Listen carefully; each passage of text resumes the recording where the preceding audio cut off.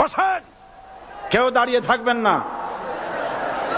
আমি দেখতে পাচ্ছি বাংলাদেশের ভাগ্য আকাশে উত্তর গগনে কালো মেঘ জমা হয়েছে, ঝড়ের পূর্বাভাস লক্ষ্য করছি।